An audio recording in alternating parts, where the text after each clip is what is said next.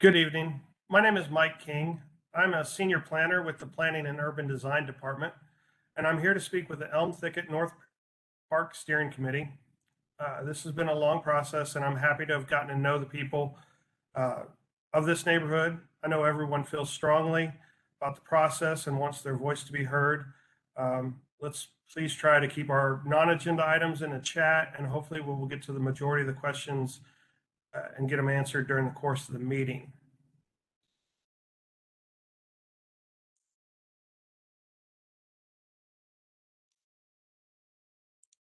So we'd like to let everyone know that the captions are available. You can simply click the captions icon in the lower left corner of the screen and then select your language of choice to display captions in the language of your choice. I understand there are some Spanish-speaking people in the neighborhood that would like to have that feature, and we want to make sure that they're accommodated. There are some other features we would like you to be aware of. Firstly, the mute button is on while you are in the main room, but in the breakout rooms, you will have the ability to unmute. Well, there's not going to be breakout rooms. I'm sorry. I'm reading from a script on this page. Please keep yourself on mute unless you are speaking, so we avoid background noise interruptions. The mute icon looks like the one on the screen. It will be green when you are on speaker and or red if you are muted. It is located at the bottom of the screen. There's also a chat feature available by clicking the icon with the speech bubble. If you have questions or troubles, you can enter your questions there, and a member of our staff can respond. There will be portions of the workshop where you'll be asked to write your answers in the chat, so make sure you can find it. Lastly, there are reactions that are disabled. Normally they're there, but I've got them disabled right now. I may put them up if the reactions bubble is available. You'll be able to raise your hand. You can click on the reaction icon on the menu or find your name on the participant list and click the hand by your name.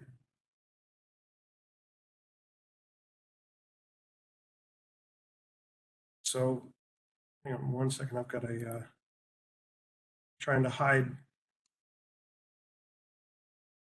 my controls here. They're blocking my screen.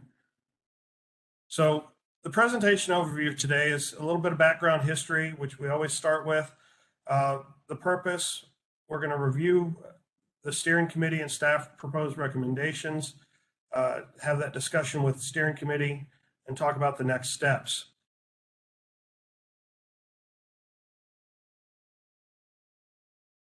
So here's some background of it. We started out, this was a strategic neighborhood action plan that was finalized in July of 2017.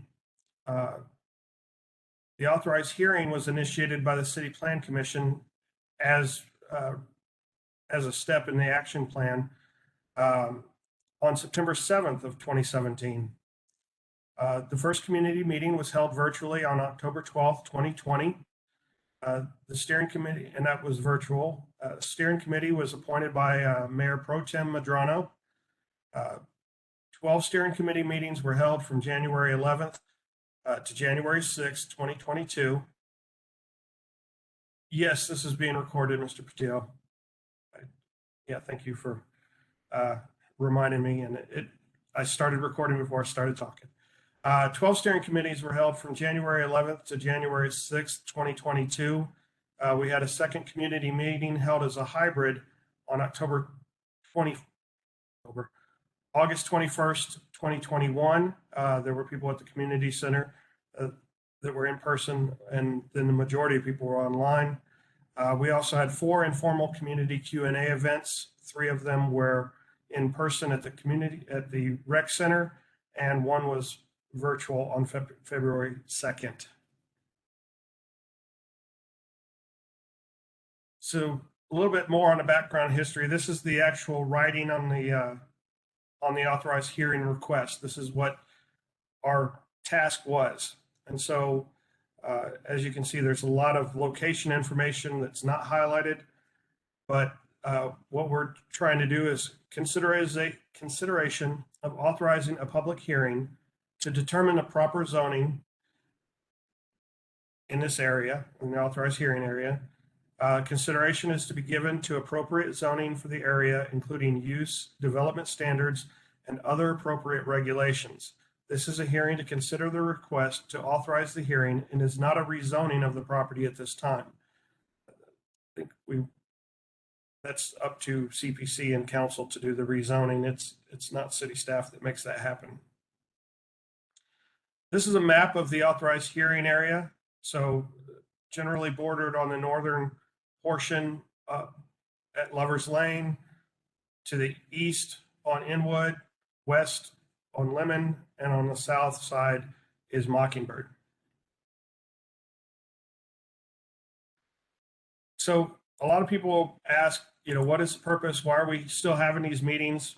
The purpose of this meeting tonight is a continuation of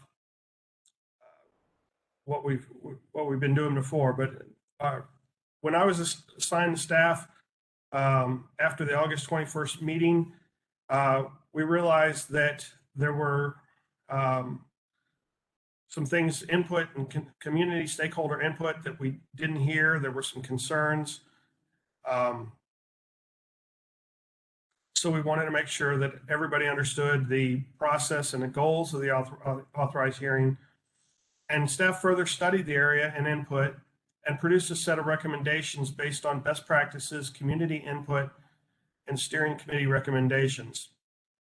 Then the staff and steering committee will host both sets of recommendations. So as you can see here, hang on one second.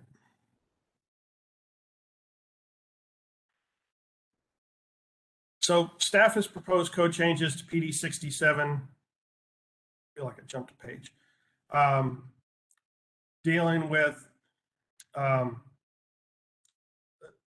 PD 67. PD 67 is built on some obsolete code language.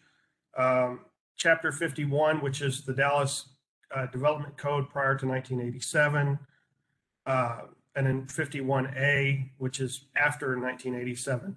So there's a commingling of language within PD 67 that makes it very difficult to interpret for developers, homeowners, builders, and city staff. So what we proposed is to rewrite PD 67 to be current with Chapter 51A definitions with their formatting and the format. Because if we can make it easier for everybody to understand, it's far more economical and timely in getting these things approved if you want to make changes to your property. Tracts 2 and 4 are now one large property with the same multifamily use. We're proposing to combine it using the current Tract 4 language, which uses Chapter 51A. The steering committee proposed changes to Tract 3 of PD 67. And as far as going back to your comment, Reagan, I wanted to talk about best practices. And best practices include current ordinances, the staff knowledge, professional publications or professional education,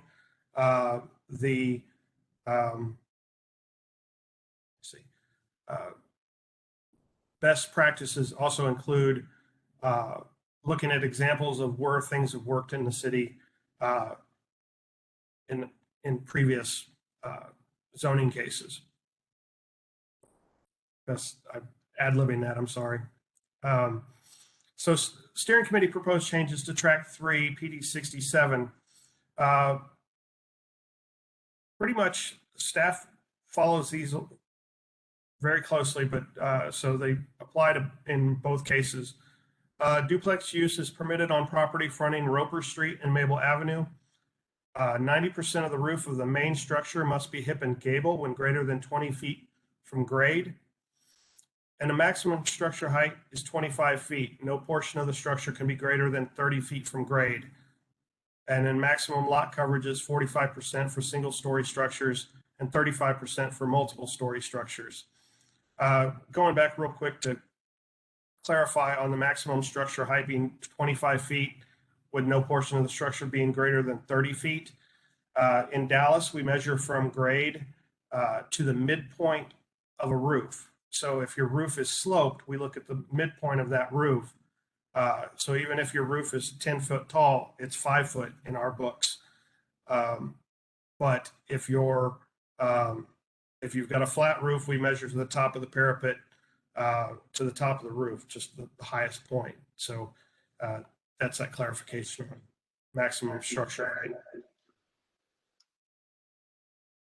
So the staff proposed changes to track 3 of PD 67.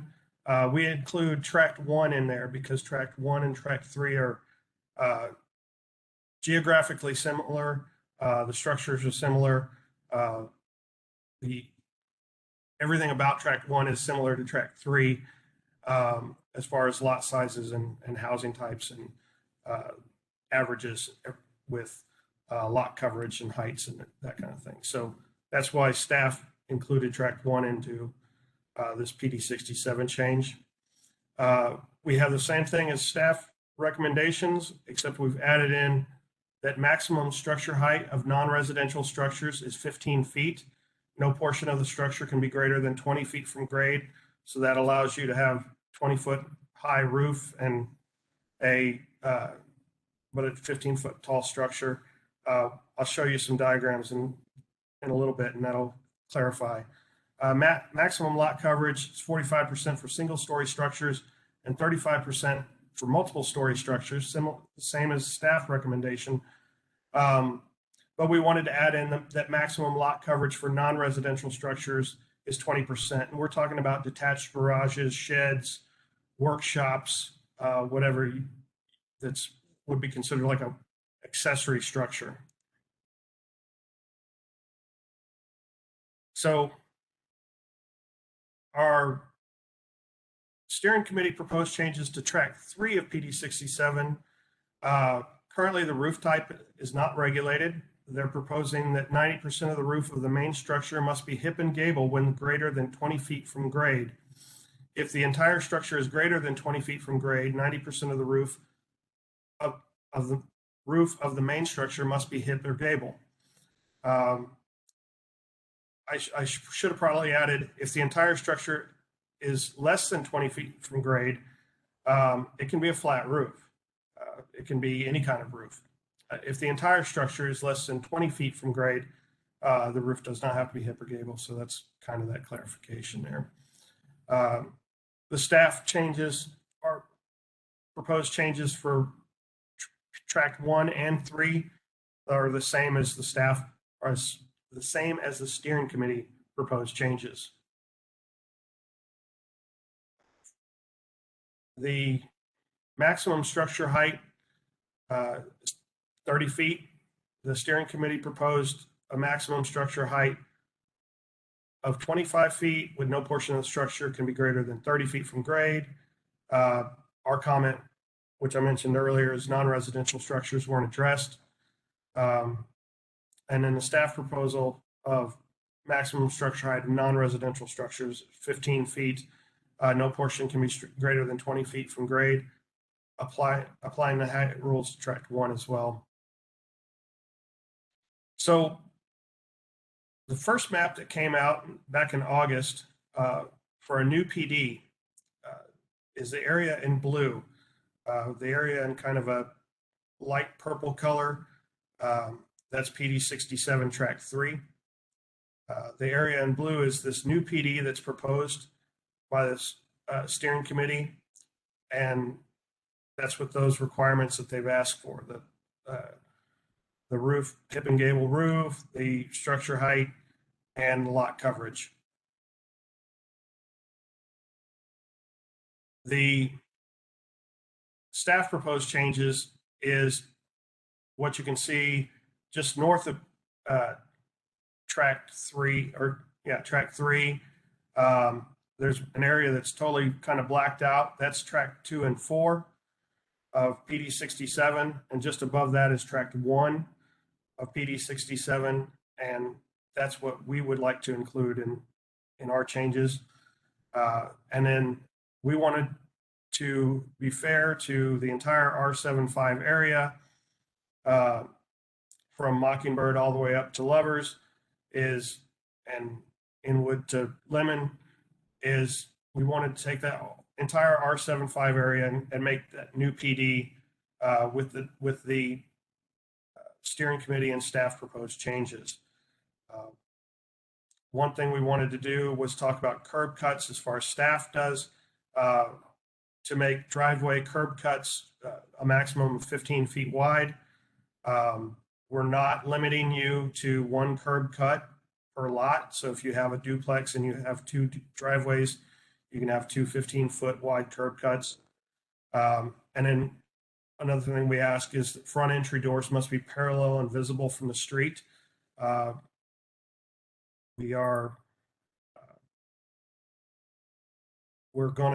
We'll get to roll call in a minute, but the front entry doors must be parallel, visible from the street, with no side entryways. It is the city staff's belief that residences that face the street, that have openings on the street, is important for reducing crime, having eyes on the street, and making a neighborhood more neighborly. So this is this is the big picture. It's a overhead view of 4 different kinds of lots that are in this authorized hearing area. Let me get to my notes real quick because I've got a lot here. And it's a lot to digest, I understand. This slide represents a top-down view of existing and proposed conditions. To the left is a 50 by 125 lot. That's a 6,250 square foot lot.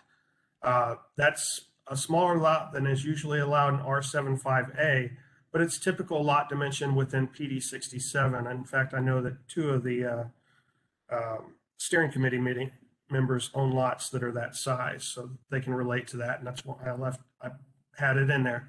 The 50 by 150 and the 60 by 140 lots are the most common lot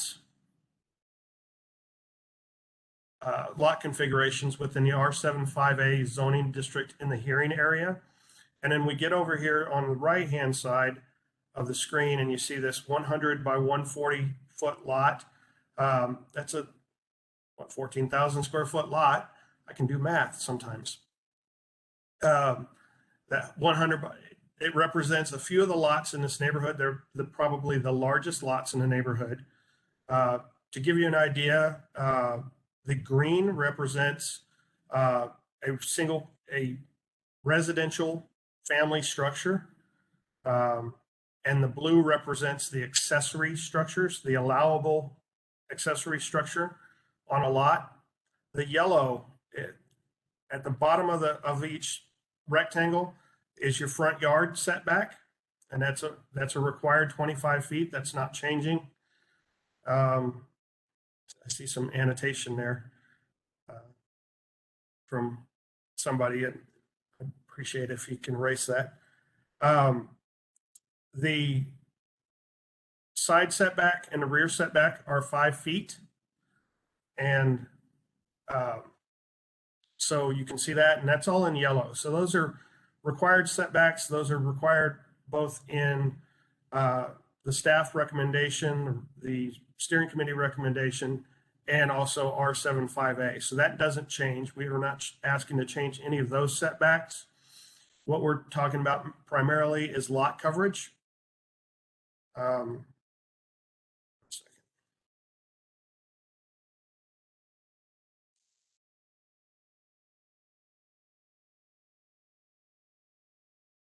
Thanks. Okay. What we're looking at now is lot coverage. So the allowable lot coverage on a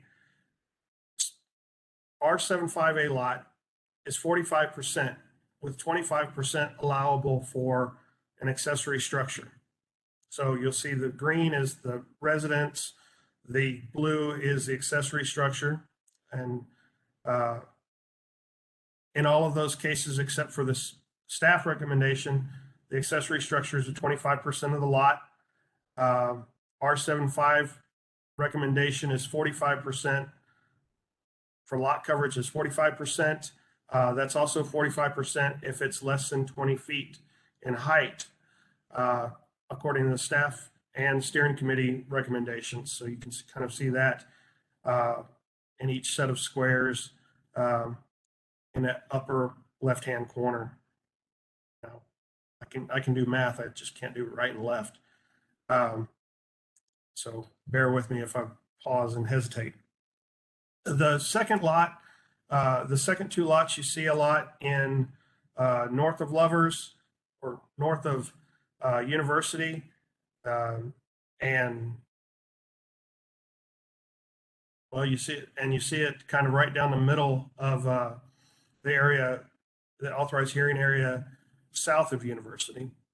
There's some larger lots on the bird streets, and there's always smaller lots in there too. People have subdivided in the past, but this gives a good general idea of what we're looking at. And so when a lot, if we look at this lower right hand for the 50 by 25 lot, that's a steering committee recommendation for properties that are greater than 20 feet in height. And you can see that I've kind of shown a gable roof, and there's a small amount of the property in red that is undevelopable or not allowable for lot coverage.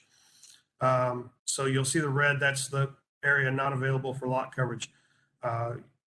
You'll notice the 50 by 150 lots have a perfect ratio of 45-25. If you're using R75, if you're doing a two-story house on a 50 by 150, you can do 35-25, and you lose a little bit of lot coverage. But I'll get to something about that in a moment, as far as lot coverage and what you can and can't build on.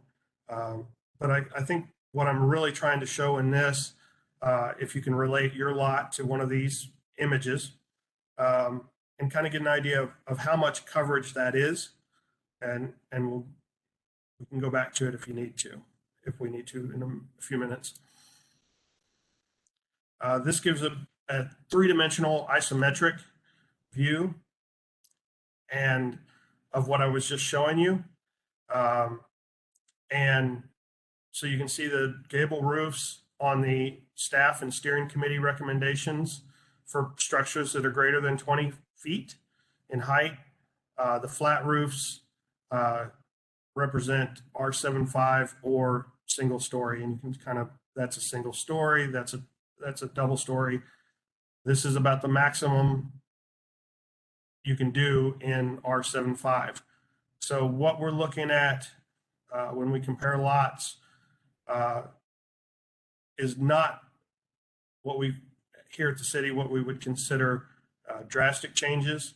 One thing I did want to bring up and what we can show is by not limiting the heights of accessory structures, we can actually have accessory structures that are taller than the physical structures if we follow through with the steering committee recommendations. So I would ask that the steering committee reconsider the heights of accessory structures.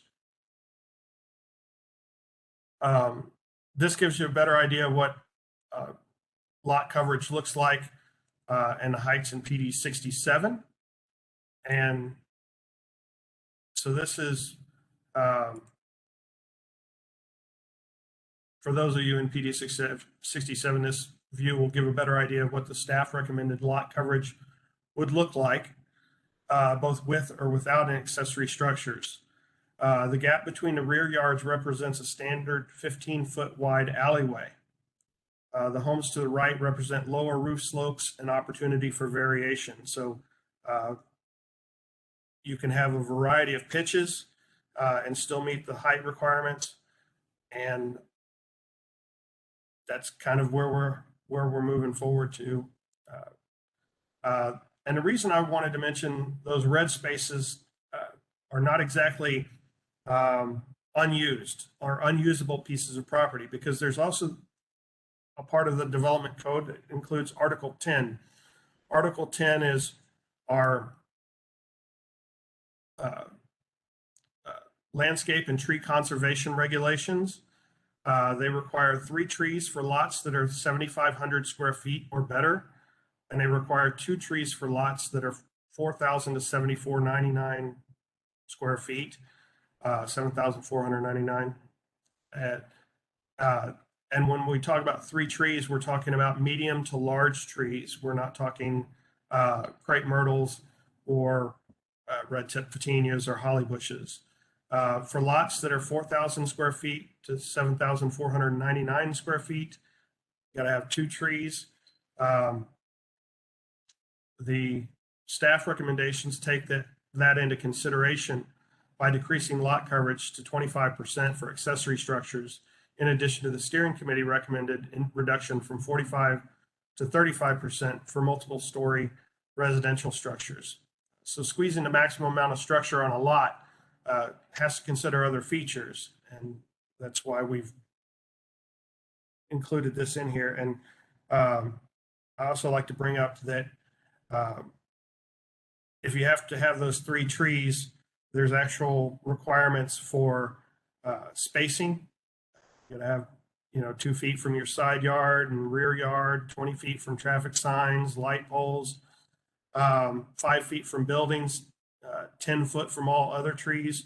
So you got to space those trees out. You can't put 2 oak trees, 3 feet apart. They won't count. So looking again at steering committee proposed changes map, all of these structures that are shown, all these houses are shown, would be allowed. Staff proposed still allow those same structures. And of course, we're talking about new development. We're not talking about existing homes. So if your existing home is greater than 45% of your lot and 2-story, you're just an existing non-conforming use. We're not going to penalize you for that. At this point, I'd like to go to the steering committee and talk with them just real quick. And I've got to give me 1 second. I've got to change something on my screen here.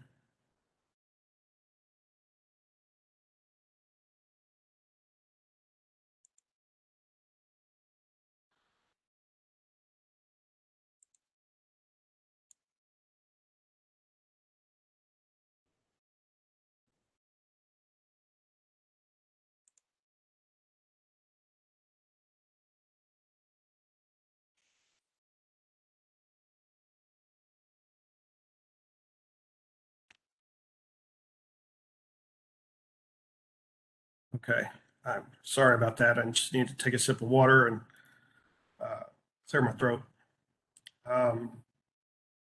So first off, I want to take a roll of our steering committee and make sure we've got who is here.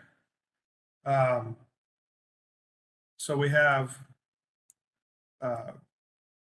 Doug Brewer or Doug Brower. I'm sorry, we still haven't fixed your name on the website.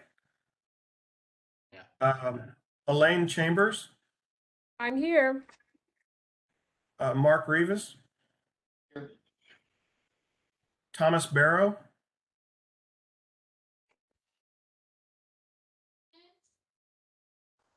Thought I heard somebody. Andrew Renteria. Here.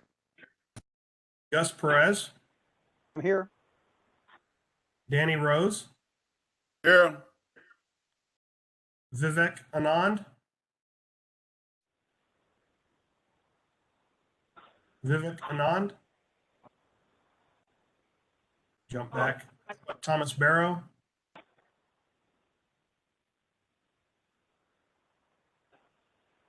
Okay. Diane Johnson.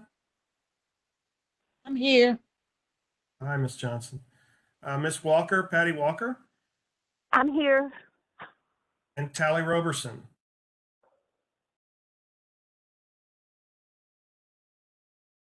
Tally Roberson.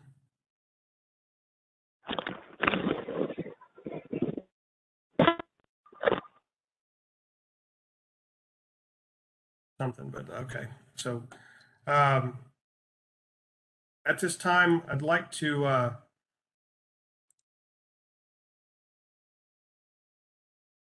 have a discussion with the steering committee and see if there's anything that we want to change going forward before we go to plan commission. If there's anything that y'all would like to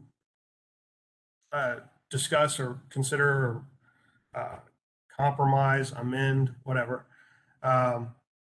So Okay, I'll jump in. Hey, Mike, this is Gus Bettis. Hey, Gus. Just to clarify, I've had some discussions with other folks and just want to make sure, and I'm looking at the document that was sent out, prior to the last meeting. But every R75 lot within the authorized hearing steering committee or, area is what's being considered, right? Is that correct? That is correct, sir. Okay, because on the map that you had I think on the prior slide, yeah, it's there's a little bit of blue that's not highlighted along Yeah. Hopkins.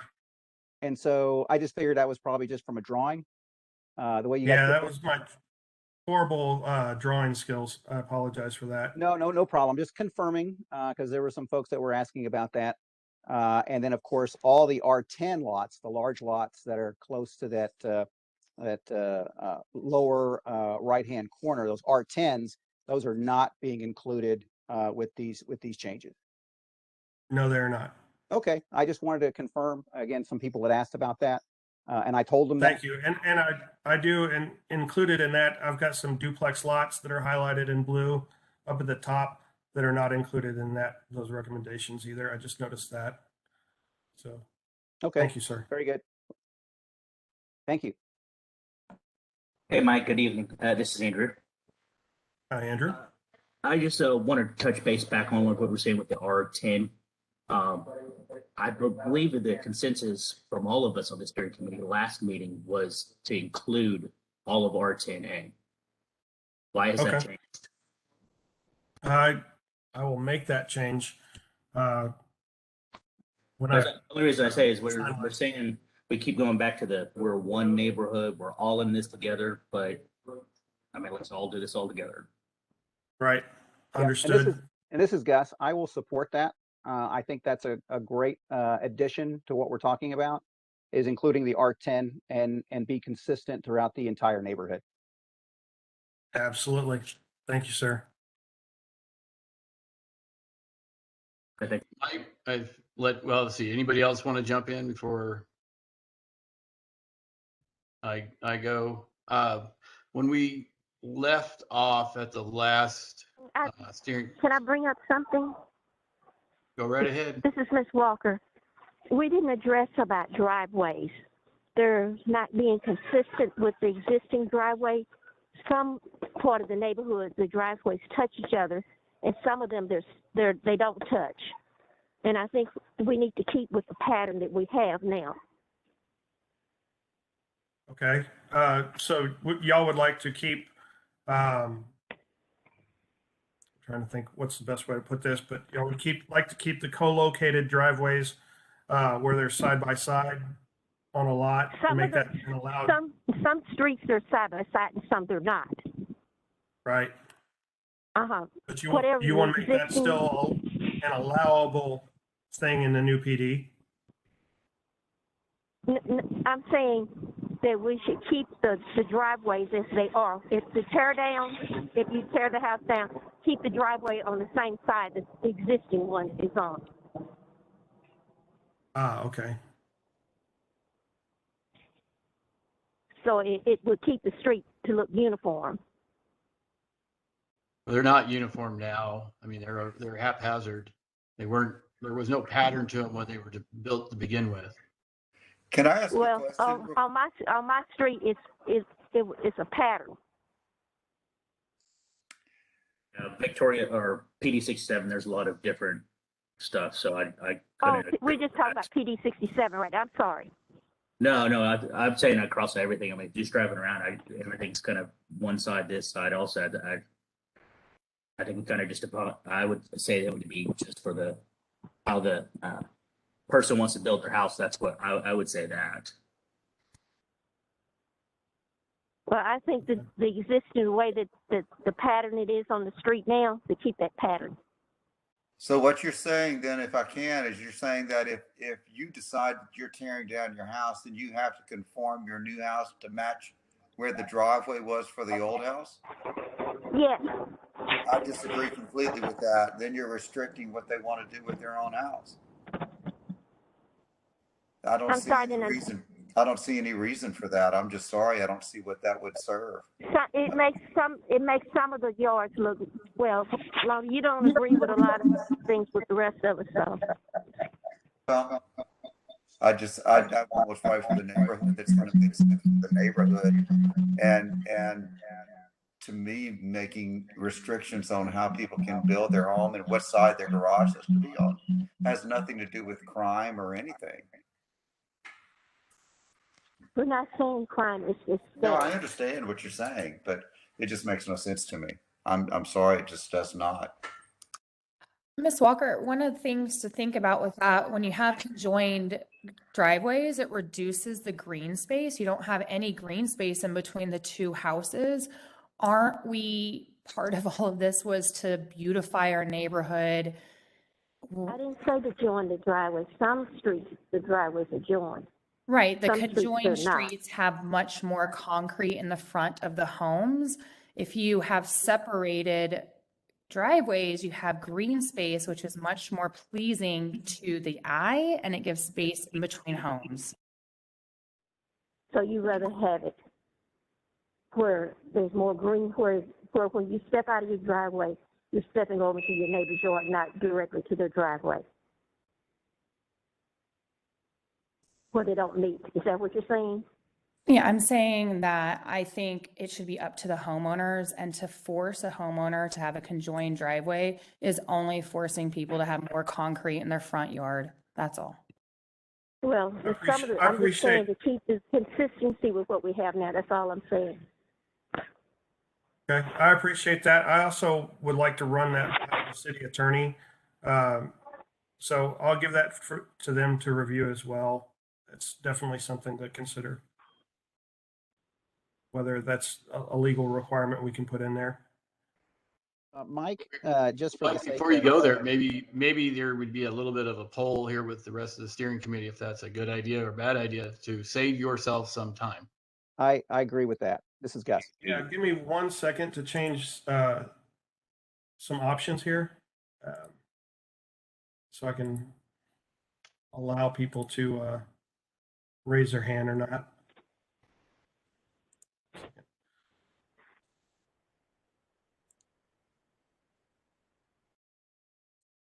All right, I'm going to give this a moment, and then a steering committee here to use the raise your hand feature on the about keeping driveways, existing driveways on new construction.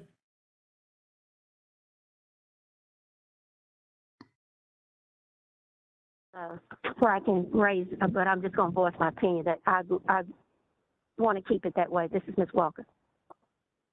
Okay. All right. And anybody all against? Are we raising our hands for, or just not raising our hands? If you're against, raise your hand now. I have Ms. Walker's vote. Mine is against, in case you're trying to figure it out. Okay.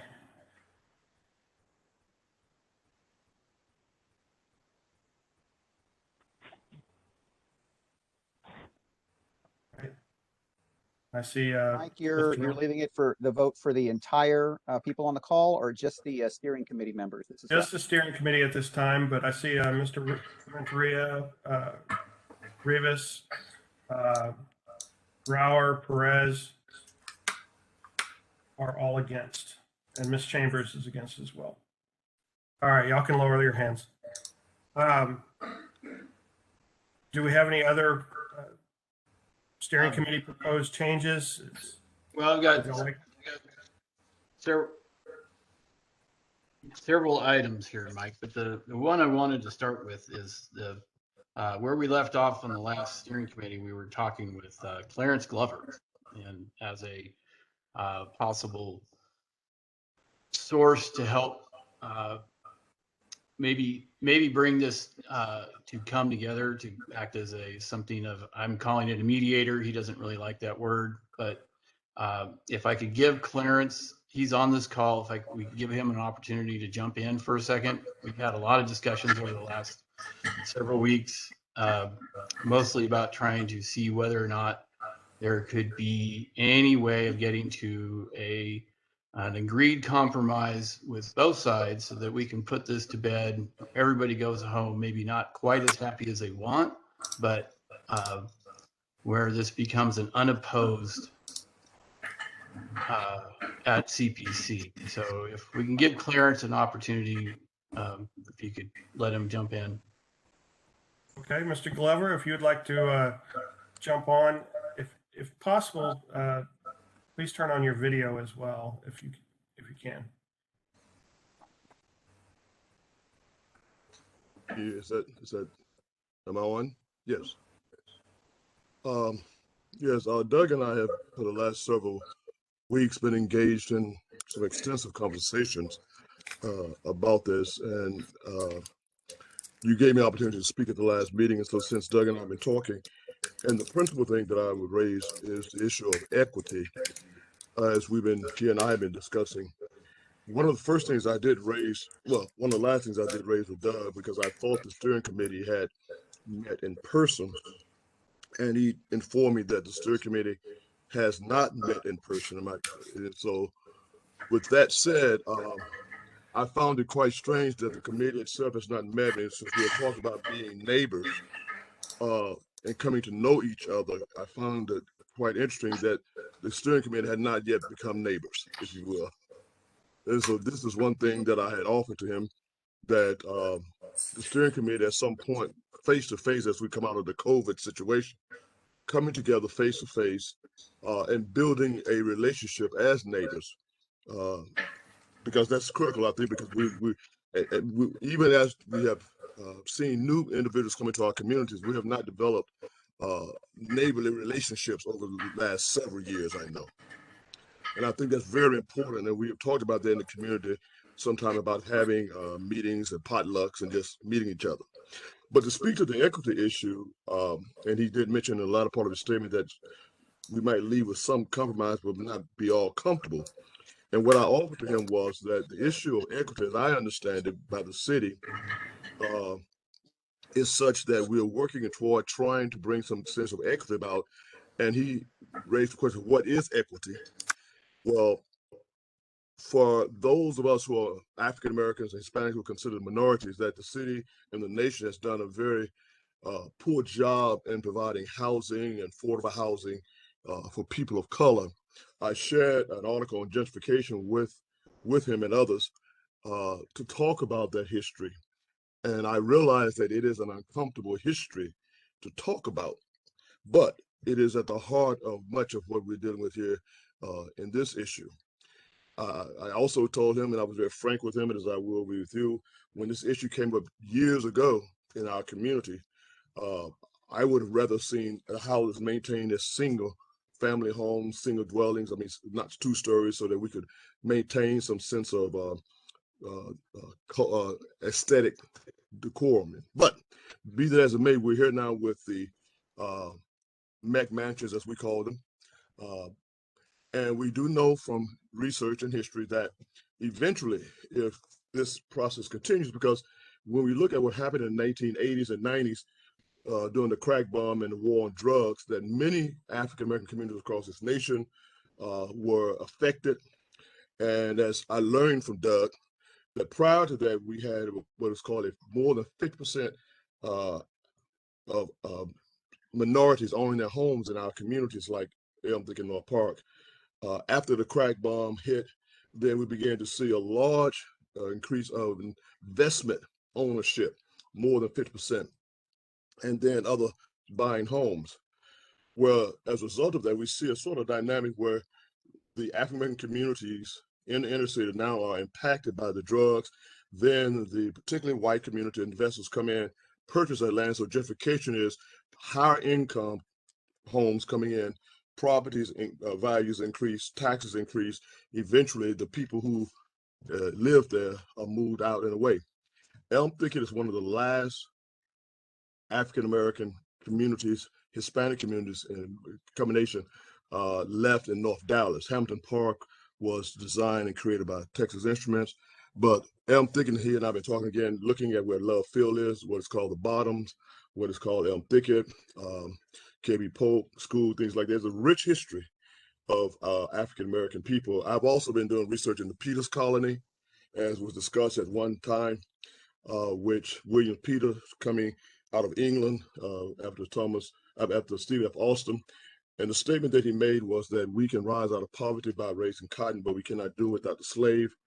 And we have right in our backyard here, which I found out over at the Cochran Chapel, William Cochran, who came here in the early 1800s, one of the first Peter colonies residents, and who brought cotton to North Texas, which gives us the proposition that, understanding that this was probably a 200-acre cotton plantation with cotton mills, etc., along with the F.A. Brown House on, street with the K right around the corner here. My mind is slipping a little bit, but we have these two houses in our community. So they let us know that African-American people lived in this area, worked in this area, and eventually began to own homes. So in closing, in terms of being able to sit down and begin to share with our neighbors, because this was a community that changed from strongly African-American to then white flight and all these things that took place. And now we have an influx, particularly in this area, of people coming back in. And we've not had a chance to discuss that. So as the report of the equity report says, that we must do something to look at housing. That may be reducing, as he's educating about the price, the size, the property size, how much a house would cost. That would allow, individuals who could purchase homes within a certain price range to be able to purchase them in this community. Because the ultimate thing what happen is that I would submit to you is that eventually it will become just like Uptown. It will become a predominantly white community. Many people will leave. We would not have a historical African-American community in North Dallas anymore. The Elm Thicket, North Park history would be gone. So it's not an easy thing to talk about, but before there can be equity, I submit to you that yes, there's a change in the understanding that something has to happen within the community, within white America, to understand how equity is brought in. It may not be very comfortable, but that's what's happened during the civil rights movement. I'm a Jim Crow survivor. When we came out of the 60s into after 64, 65, we saw the backlash of white America as we integrated. I did share with him, which I'm working on now. Dr. King spoke at SMU in 1965. He has a lecture you can go to SMU and hear Dr. King's lecture entitled the Future of Integration. I found that tape when I was teaching there, and now it's online. I think it would be very instructive for this community to listen to that tape. We're in the backyard of SMU, a historical place where Dr. King spoke, and I think it would be very instructive for us to hear it as a community and then begin to have some deeper discussions about what equity means in terms of providing and maintaining affordable housing for people who have not historically had that housing. And we see that we are in the midst of a plantation community in our backyard. That's a phenomenal discovery that I have personally found since I've been talking to Doug, and he's giving me some insight about the land property. And this is what the Peter colony was. It was white men coming here and receiving 600 acres as a family given to them by then they became impresarios, and 300 some acres for single white men. So here's affirmative action being practiced at that time to men who would come to Texas. And so we must recognize that Texas was designed to be a preserver of slavery and became an empire of slavery built upon the backs of African people and cotton. And many of those individuals are the descendants of people who live here and around Elm Thicket, South Dallas, Uptown, and I believe that we must give some very serious respect to them. And this is why we started the Juneteenth Festival several years ago. I recommended that festival and the community embraced it. And now we have Mama Oprah Lee, who I work with, who is now the grandmother of Juneteenth. By the way, there will be a lecture at SMU on March 24th, and a professor is coming from Harvard on her book on Juneteenth. And she will be speaking at the Humphrey Lee Student Center. She is from Texas. And so we are in the back door of all of this knowledge and information. As Doug said, is education. And so we can all be educated to this very difficult issue of equity and just social justice if we kind of realize that it won't be a comfortable position, particularly for whites, because we are talking about trying to balance the injustices of the past and to bring us up to some level of equity, so that you might say we cannot have one group with analysis machines preparing to play football while the other group only have dumbbells. That's not a fair game. So we have to.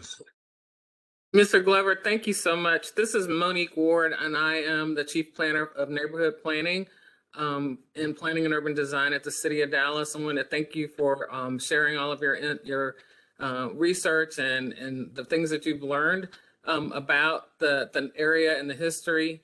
At the city, we are acutely sensitive to all of the issues related to the legacy of this neighborhood, and as well as the concerns about all of the stakeholders and residents in the area. And we welcome the neighborhood and would encourage the neighborhood to do what you're saying, which is to take the time to meet and become engaged and to become a neighborhood that has a stronger sense of positive interaction and neighborliness, if that's a word.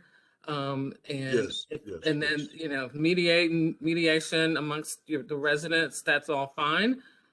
We have a responsibility as city staff to execute against this particular authorized hearing, and we have been working on this. It's been in our books for years, and delaying it further, with mediation and community interaction, hopefully will align and could come to terms as this comes to before the CPC, depending on how well and how quickly the neighborhood can interact.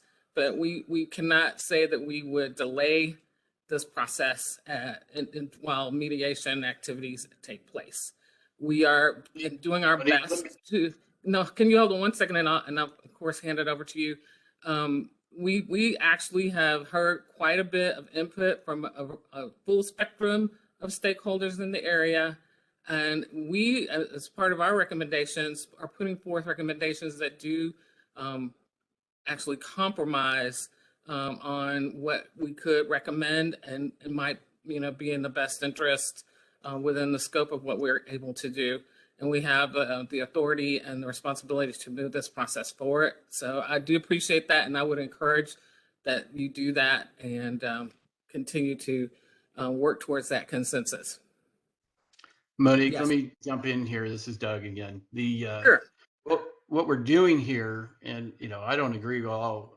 The conversations with Clarence have been back and forth and somewhat.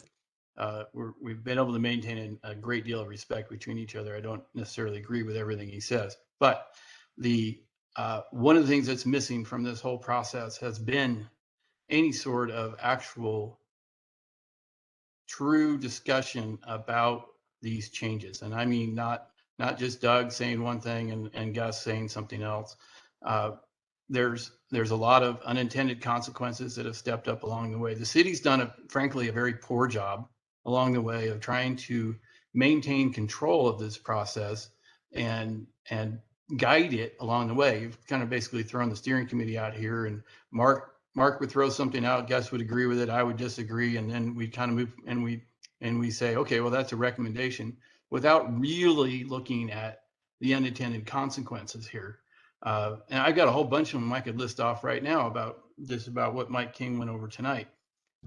We have not ever had the opportunity to literally say, let's have the objective of, we know there's going to be changes in the neighborhood.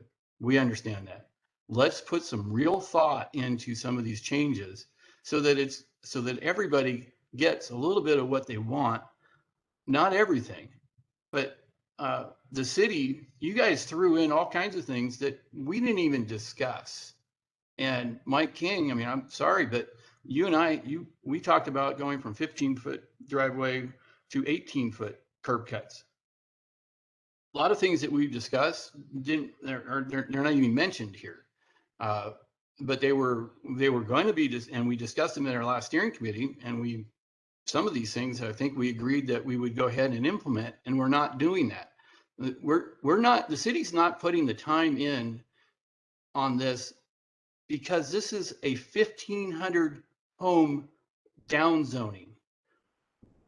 Where else has that ever been done? And we're doing this because it's hard and we want to just move it forward, get it off the city's plate. That's not a good reason. The reason that's not the reason. That is not the reason at all. That's the reason. That's the reason. That is not the reason. So I can tell you that we appreciate your interest, and if you feel as though there are some particular recommendations you would like to send us information about that have not been incorporated into the steering committee recommendations, we're welcome. We will definitely take a look at that and make sure that we can put those in and have that information included if it wasn't. We can't even go back and review what we said in the last meeting, because the videos aren't, the recordings aren't even up. It's a 2-minute process to get these things posted on the city website. I mean, I'm sorry, but you guys can say you're working hard at this. I don't know what everybody's doing, and I'm sure you got a lot on your plate, but it is not in terms of putting the time and effort to do the biggest down zone in the city of Dallas history that this neighborhood deserves. So thank you for your input on that, and we appreciate that. We are happy to hear any written comments that you'd like to make. But these have been written. I'm sorry, they have been sent, and they get somewhat. They are considered along with all of the other comments or input feedback that we've received, and we are doing our best to balance all of those interests. So Monique, for the record, you as the city basically in charge of this process here, are not going to do any additional try and do any fast track any kind of one-shot mediation, that kind of thing, just for the record, so that when we're in front of CPC, we get to say city just didn't want to do the work. I think you can't say city did not just want to do the work. We've had several sessions out in the community. We've had several steering committees because we changed staffing. We've had several opportunities and mechanisms by which people could provide feedback. So I don't feel as though that is a reasonable statement to make. But I appreciate the recommendations are not making it into these things. So we go over these things and we discuss them, and some of these are unanimous, and they're still not. They're not making it. The time and effort is not being put into this. That's my point. Okay, that's your opinion. I appreciate it, and thank you so much for sharing. If there's somebody else in the steering committee that would like to provide some input, we want to do that because it is after 7 o'clock right now. And we want to balance, as I mentioned, all of the interests of as many of the interests as we can with this process. And we appreciate everybody's participation. This is Gus Bettis. I'm going to go ahead and jump in. Go ahead, Gus. Since my name was mentioned, I will say that I do appreciate all the efforts the city has put in. There's been really two things that are preventing us from getting together as a community, one of which is COVID. We haven't been able to meet in person because of that, and that certainly made things difficult. We've had to work around that with the Zoom and video conferencing. I think, it's maybe not ideal, but it's getting the job done.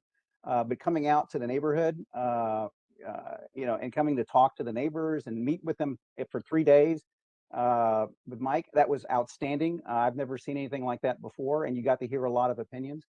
We can sit here and say we want to have more meetings, and we can nitpick 18-foot driveways and 5-foot setbacks. We'll never get anything done. We'll never get 100% consensus. In talking with my neighbors, there's a lot of fatigue, and I've mentioned this several times before about this case. I say we got to move forward, and those nitpicking details can be worked out at CPC and with City Council. Those are the kinds of things that that can still change from the horseshoe. So those are the things you can still contact Joanna Hampton on, and you can talk to our council member Jesse, and work on that.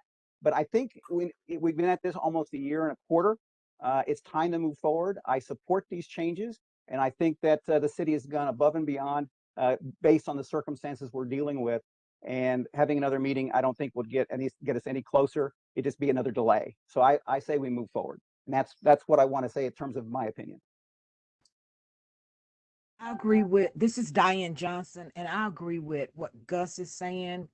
And I have changes as well that, but I will be, for, like Monique said, just for the sake of time, where we won't be on here going over and over the same thing that we done went through for all the other 12 meetings. Is very unnecessary. I would submit mine to you, Mike, for you and the city to take it under consideration, the 3 changes that I will be submitting in, just to put for prolonging time. I Thank you. appreciate that. I'm definitely, yeah, you're correct on the 15 versus 18 feet. I corrected the slide as you were mentioned it. I was like, man, I totally forgot about that. And didn't change that slide. I'm sorry, sir. And yeah, we did get I got our website support to post those meetings online. I know it's late, but they're up there. We're going to get the rest of that website corrected tomorrow morning. I've got the whole website team, minus one who's on vacation, who are going to help me tomorrow morning get it all right, including spelling Mr. Brower's name right. So with that, yeah, I do. If you have any changes y'all would like to make to the steering committee recommendations, or to even you want to change something that staff has recommended, or if y'all all want to say we hate the front door requirements, or you all want to say we hate the curb cut requirements, send me an email, let me know, and I will get that updated. Let me see. I'm running through here real quick. It's on the front door requirement that we all agreed to on the last session as well. Okay. I will jump on that. Appreciate that correction, and I'll make them. I'm sorry if I missed them. And I'm sorry if not everybody's getting a reply as timely as they can. I've got a lot on my plate, and I apologize for that. So I know that I haven't responded to everybody. And Ms. Hellman, I'd love to have a chat with you if I had some time to do it. So I wanted to go back and look at the chat and see if I can answer some of the questions in here that I think are pertinent. Mr. McGovern asked, does any of the city staff live in the neighborhood? None that I am aware of, and I do want to express that our ethics requirements, our ethics code absolutely prohibits self-dealing. I don't have any relatives or friends and I don't know of any city staff that have worked on this project that live in the neighborhood. So I did want to clarify that, and I want to make sure everybody understands these are professional opinions. They're not opinions based off of what we want because it'll make our property sell next week or whatever. Let's see.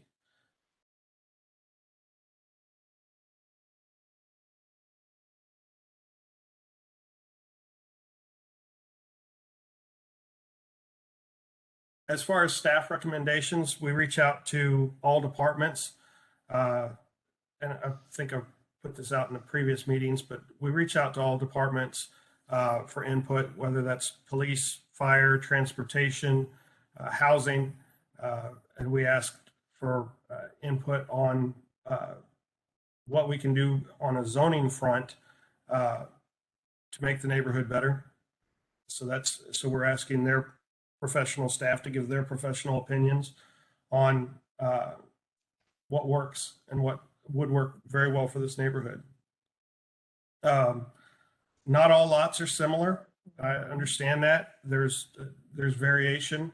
I did show, 4 different types of lots that are within the neighborhood to give you all a good idea of how much is available for lot coverage and to build on. And if we go back and look at that slide, I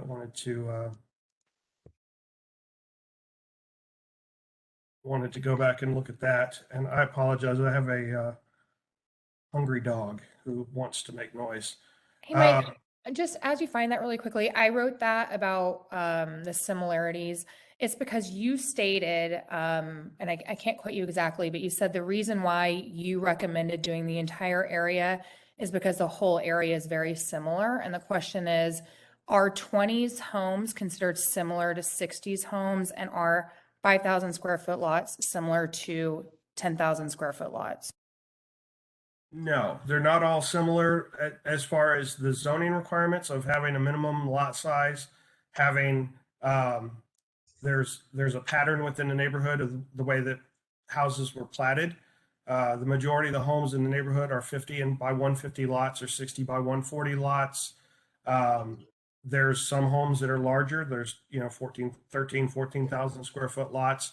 Of course, there's lots that are wedge shaped, triangle shaped, that we have to work with. But what we were showing on this page was a little bit of what was the most common. And when we're talking about homes from the teens, 20s, 30s, 50s to the 70s, we're talking about their general footprint, lot coverage, height. We're not necessarily talking about architectural features. We're not trying to change the architectural style of the neighborhood or keep a certain architectural style of the neighborhood. We're actually trying to stick to more loose zoning standards. Let's see. I understand that we have comments about constitutional rights, and part of your constitutional rights is to live in a city that has the ability to change the zoning, and you have input in that process. That's what we're doing. That's what we've taken part in with 13 steering committee meetings, 2 community meetings, and the further ability to reach out to your city plan commissioners and your city council person and the mayor, all those people having a vote on any proposed zoning changes.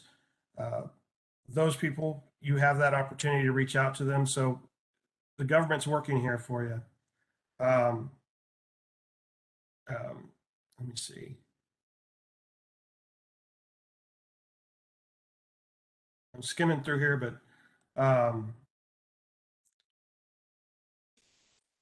when we have the report that's going to go to the city plan commission, our case report, we'll post it on the website, make sure everybody can see it, and it'll have the correct maps. Let's see. Mike.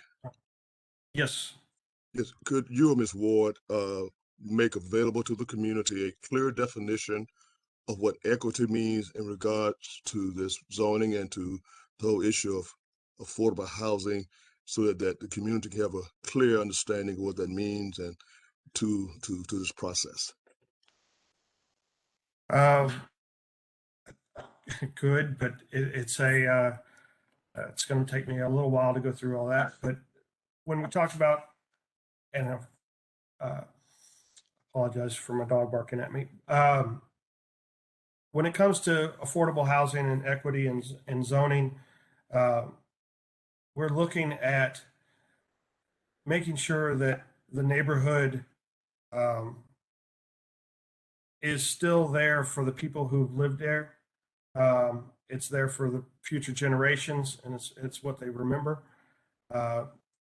We understand that property is changes hands. We understand that generational wealth is built by through real estate and through investments, and we understand that everybody on this call has a stake in that, in what you want to do with your property, and we want it to be equitable for past residents or current residents and future residents. And part of that is making sure we also look towards meeting our city's goals of having affordable homes, affordable property within the city center, instead of sending it out to the suburbs or to the edges of the city limits, which increases the cost of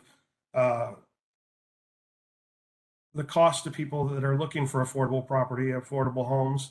And I understand this property in this neighborhood is not your typical lots in South Dallas, East Dallas, and North Dallas, where you can get a lot for 50, 60,000. These are very expensive lots, just the land themselves. But the people that own these lots want to be able to ensure that they can live on these lots in the future. And I wish I could. I wish I could go further than that. I'm just trying to get to some of these questions that are in here from our steering committee members.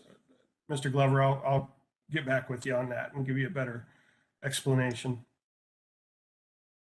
But what I'm suggesting is that the city should have a written statement, not just a comment, but the city should have a statement that's very clearly, so that in the future it's not a matter of someone sharing or interpreting it, but a policy statement. That's what I'm recommending that the city would do, so that you're not having to do it, or the person behind you have that equity statement, so that it would be permanently placed in the record, sir. Okay. Okay. Let me see.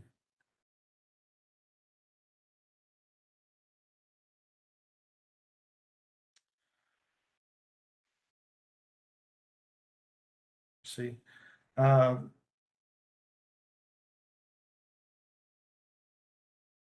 See, I'm just trying to read through all of this, and I apologize for the pauses. And understand when we're talking about moving forward, we have a mandate to move forward. Our city plan commission has asked to be briefed on this. We have to give them something but they have the ultimate decision on whether to proceed with any of the proposed zoning changes, and to forward those proposed zoning changes on to city council. This is more of a discussion and a fleshing out of proposed changes for them to consider. So, Mike, I want to be respectful of people's time, and if there's anything else, you do know how to reach us, and we appreciate your taking the time and the interest to participate in this process, and we will, as noted, move forward with our next steps. And we do encourage, of course, all forms of respectful, humane, collaborative mediation within a neighborhood, and appreciate your efforts to that regard. And we're hearing from all different factions separately, and that's how we also make our part of the consideration for our determinations and recommendations. So thank you very much, everyone, and we want you to have a prosperous and healthy rest of your evening. All right. This is Gus, real quick, Sure. because someone had asked in the chat whether or not we're going to vote, and I believe that was part of the agenda. I just want to say, for the record, I'm in favor of the staff's recommendations, and that we, move this forward to CPC. So I don't know if we need an official. And I'm vote sorry, on we that. didn't cover this page. I kind of thought we had, but we did. Let's reiterate this for everyone's benefit. Okay. All right. Miss Ward, this is Andrew. Everybody, if you guys look in the chat, this is Andrew Rentera. I put my email in there, ajrentera@gmail.com. I gave it way back when Nathan asked for it. Still haven't heard anything back from anybody. So if you guys have any questions, you guys want to talk, meet up, or anything like that, please email me. I'd like to meet everybody. I'd like to be able to get face to face. So please do that. Again, Andrew Rentera, ajrentera@gmail.com. It's in the chat. Thank you. Okay, Mike, if you want to walk Thanks, through the sir. slides one more time. Okay, I just want to jump into next steps. CPC's been asked to be briefed on this authorized hearing. And so in doing so, we have to create a case report and follow a procedural steps that have to be done for notice and to keep the city attorneys apprised of everything, and they have to write ordinance language. So we're on a very strict kind of time schedule to get these things written in. So I appreciate if the steering committee and the residents, if they have any suggestions for compromises, language changes, anything like that, please send me an email. I'll be happy to incorporate it, or at least try to incorporate it. And we're definitely going to consider it. Mike, real quick, when are you actually going to publish what it is that the actual language that this is going to be? You know, what you would see in the PD at the end of the day that's being proposed. When will we get to see that? Right. Let me see if I can pull up if I had that handy, but it will be prior to the notices being mailed out on May 6th.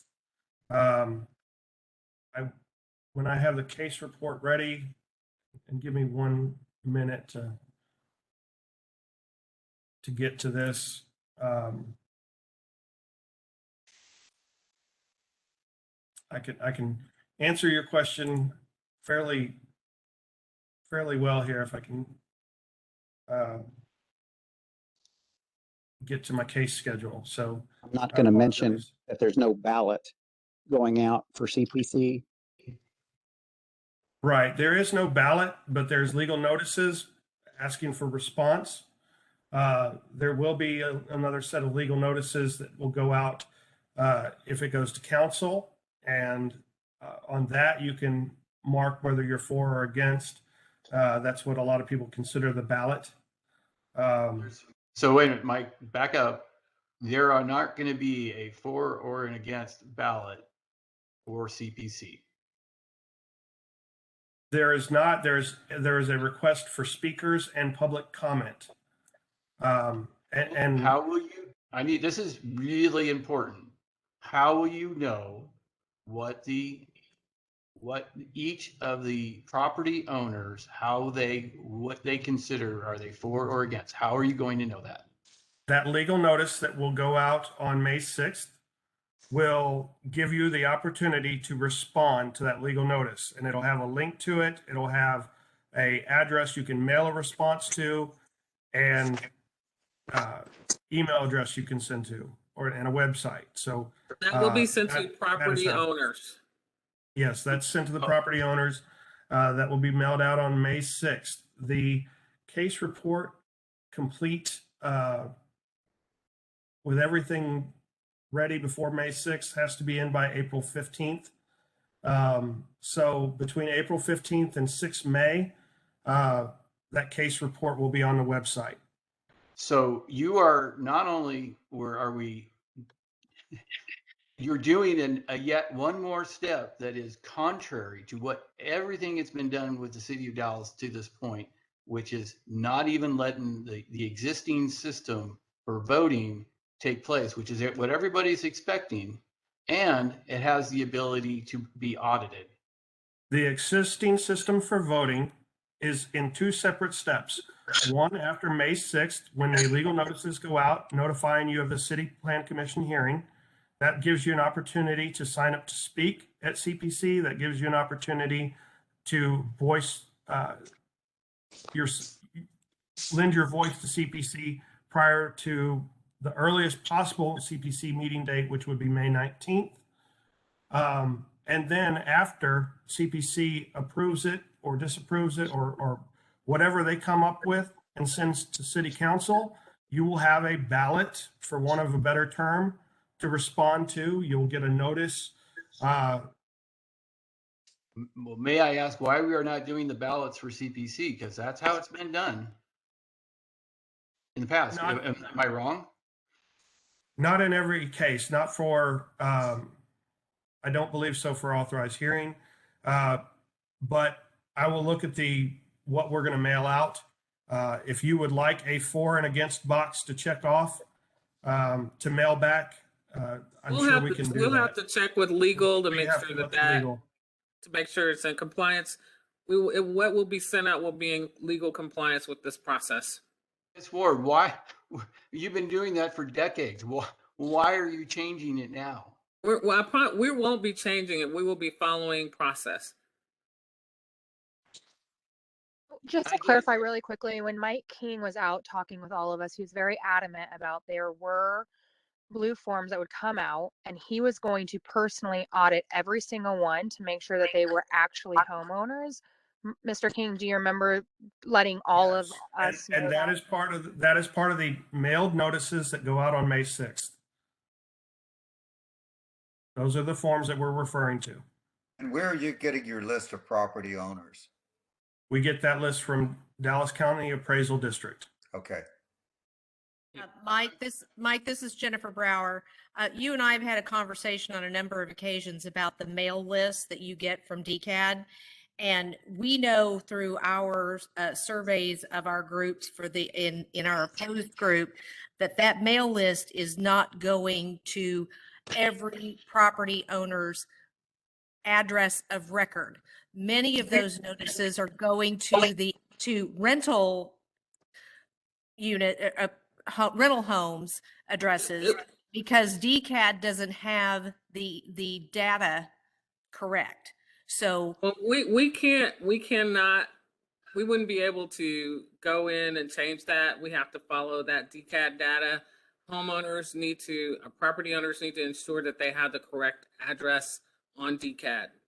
That's a property owner's responsibility. well, no, DCAD has the information correct, but when you do the data dump from DCAD, you're not downloading all of the data.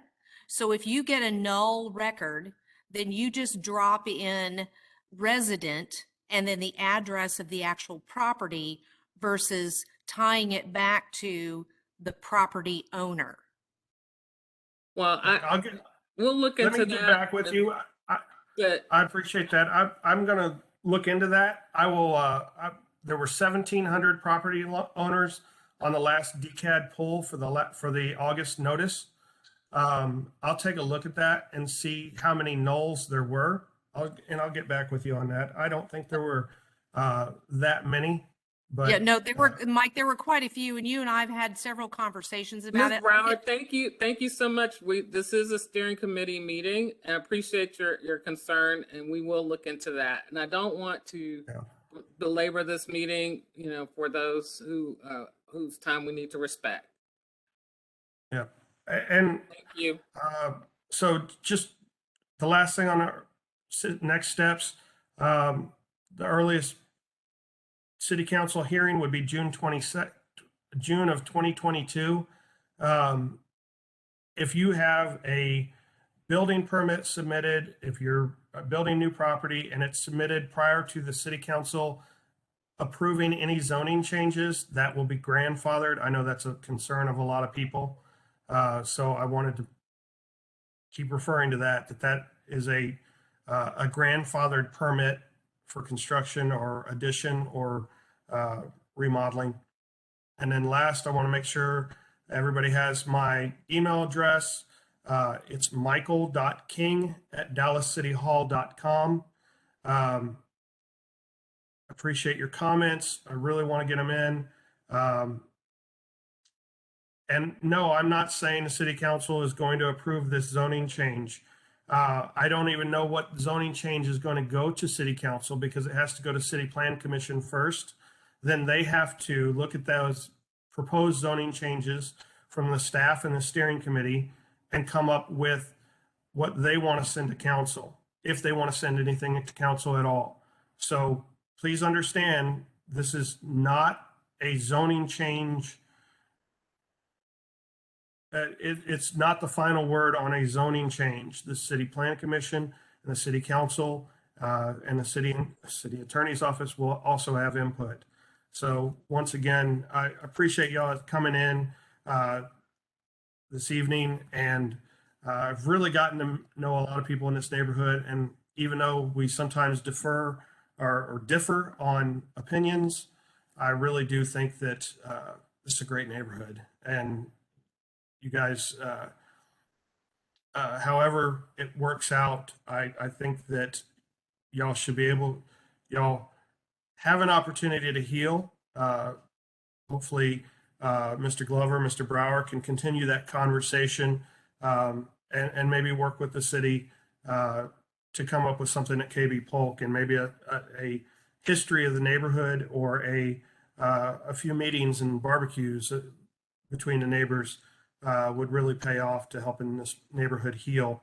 I know this process hasn't been easy. It's been very long. And I appreciate you guys tuning in. So with that, I'm going to wrap this up. This Hey, meeting Mike. was recorded. We're going to put it on YouTube and should be on YouTube tomorrow. So, and on our webpage tomorrow. So with that, Hey, Mike, Thank you, just- Mike. just Thank you, Andrew, Mike, one and last thank thing. you, Miss Ward. You've done a fine job. Thank you. Jonathan, hold on one second. Hold on. Jonathan, I'll give you a second. Mike, is there a way that maybe we can, any of the new recommendations from the steering committee, we can get that before we hold the next meeting or anything like that? Can we Yes. before that? Okay, cool. yes, Thank you. absolutely. Mike, I will Ms. be Ward, thank you for sending your y'all an time. Have a amended great- packet. Thanks again, guys. Mike, just to confirm, we're not having another meeting after this one. We're now going to CPC with this. Yes, we're going to CPC with this. We're not going to have another meeting. I appreciate your service on this committee. And thank you for reminding So, me. Mike, what about Miss Patty Walker's recommendation on the driveway? Is that going to? According to their Minutes or vote in this, according to their vote in this meeting, no. Okay, I Um, just wanted clarity. Thank you very much. I appreciate it. All right, well, thank you. Thank you, Mike. And I appreciate it. Have a This- good evening. Y'all have a Thank good you. Have a evening. good evening too. Appreciate that. Thanks.